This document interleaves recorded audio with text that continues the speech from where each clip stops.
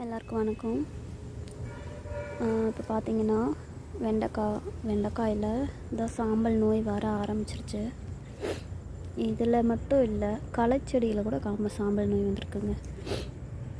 இது வந்து களைச்செடி இல்லை, ஆனாலும் இது வந்து பொட்டி பழ செடின்னு சொல்லுவோம் இல்லையா, அந்த மாதிரி இதுவும் ஒரு மூலிகை தான். அது என்னன்னு தெரில. ஆனால் இதுலேயுமே வந்து சாம்பல் நோய் அங்கங்கே இருக்குது. இதோ பார்த்தா தெரியும், ஃபுல்லாக சாம்பல் நோய் இருக்குது. இங்கே பார்த்தீங்கன்னா மிதிப்பாகக்காய் கொடி, இதுலேயும் பார்த்தீங்கன்னா சாம்பல் நோய் இருக்குது.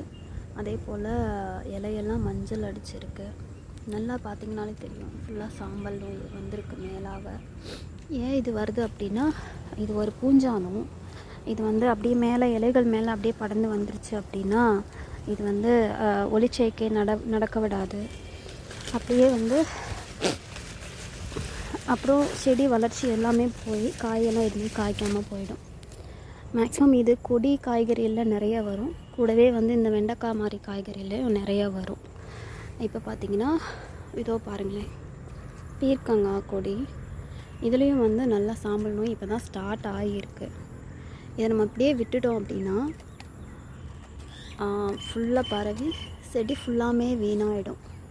மேலே பார்த்திங்கன்னா தெரியுதா உங்களுக்கு, எல்லாமே கருப்பாக அடிச்சிருக்கு.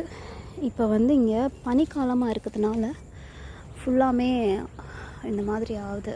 இங்கே பாருங்கள், பிஞ்சு இப்போ தான் கொஞ்சம் பெருசாச்சு, அதுவுமே வந்து பூச்சி வச்சிருச்சுன்னு நினைக்கிறேன்.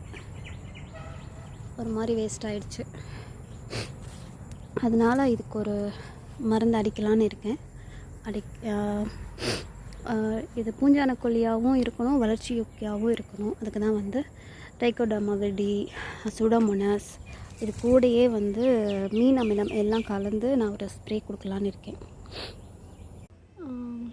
மொத்தம் இந்த 2 பக்கெட்டில் 24 லிட்டர் வந்து மீன் அமிலம் கரைச்சிருக்கேன்.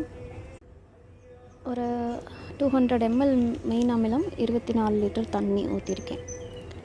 இதை நான் இப்போ என்ன பண்ண போகிறேன்னா, சூடோமோனாஸ் 1 லிட்டருக்கு வந்து 3 ml ஊற்றணும்.